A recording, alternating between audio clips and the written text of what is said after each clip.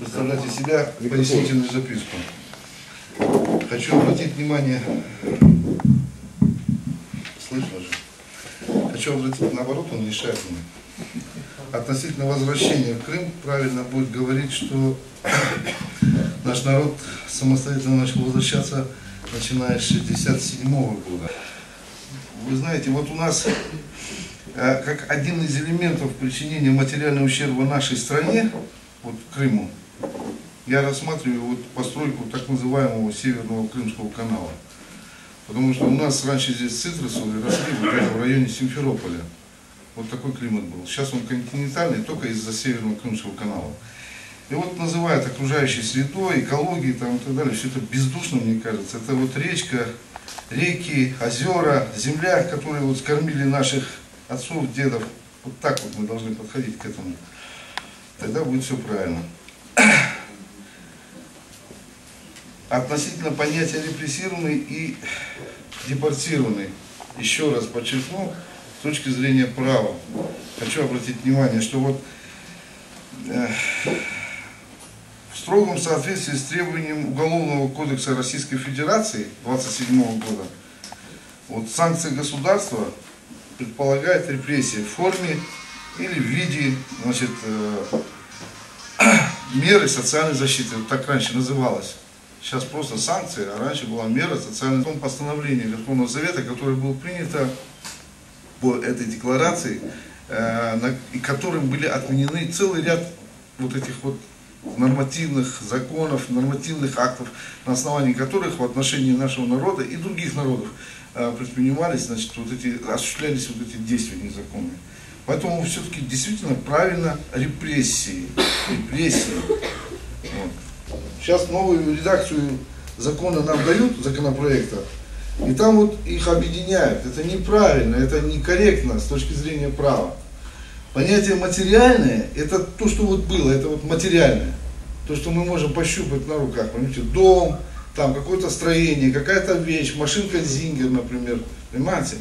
Вот. И вот если это уничтожается, ломается или вообще как-то изымается это, вот речь идет о возмещении вот этого вреда, именно ущерба, извините, ущерба. Потому что здесь наступает ущерб.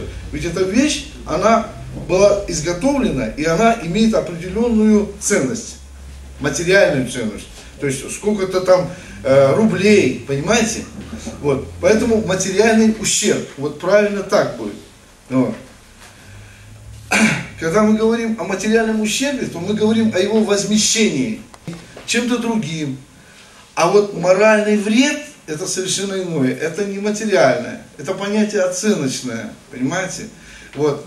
Например, в Германии, когда был король, еще это где-то в 13 веке, вот, там, значит, король выходил на улицу и шел по улице и бил, значит, людей.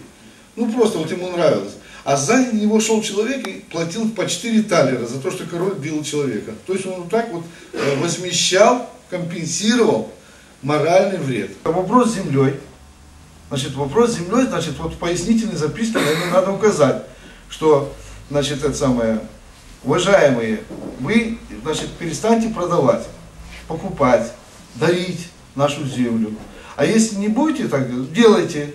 Но имейте в виду, мы ставим вас сегодня в известность, что завтра мы это все национализируем, чтобы у вас никаких претензий не было.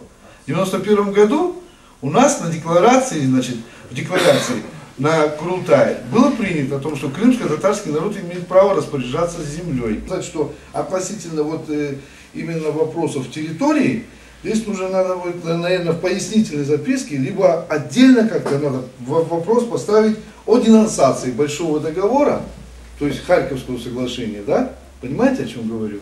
Вот, это по Черноморскому флоту. И, значит, вот те границы, которые, значит, сейчас внутри Украины прочерчены между Одесской областью, Николаевской областью, Херсонской областью и Крымом.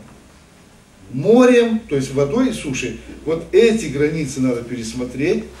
И демаркационную линию между Россией и Украиной, которая касается Крыма, тоже надо посмотреть. Из законодательных актов в связи с декларацией Верховного Совета СССР от 14 ноября 1989 года о признании незаконными преступных репрессивных актов против народов, которые были подвергнуты насильственному переселению, обеспечении их прав, вопросы фактической реабилитации крымско-татарского народа не разрешены до настоящего времени. В связи с чем полагаю в этой части применить требования норм закона Украины о реабилитации жертв политических репрессий. Наш украинский закон.